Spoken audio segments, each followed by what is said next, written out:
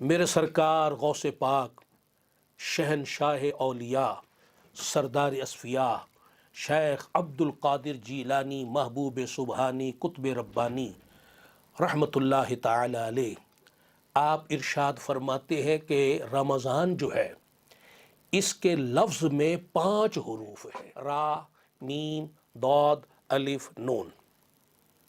رمضان اردو میں ہم رمضان کہہ دیتے ہیں، تو فرماتے ہیں یہ جو رے ہے، رے، را، اس سے مراد ہے رضوان اللہ، اللہ کی رضا، اللہ تعالی کی رضا۔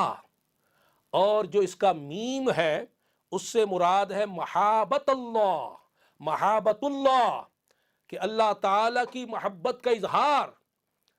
اور اس کا جو ضاد ہے، ضاد، اس سے مراد ہے ضمان اللہ، اللہ تعالی کی ضمانت۔ اور جو اس کا الف ہے اس سے مراد ہے الفت اللہ، اللہ تعالی کی الفت، محبت۔ اور اس کا جو نور ہے اس سے مراد ہے نور اللہ، اللہ تعالی کا نور۔ حکیم الامت مفتی احمد یار خان نعیمی رحمۃ اللہ علیہ فرماتے ہیں کہ ماہ رمضان میں 5 عبادات خصوصی طور پر ادا کی جاتی ہیں۔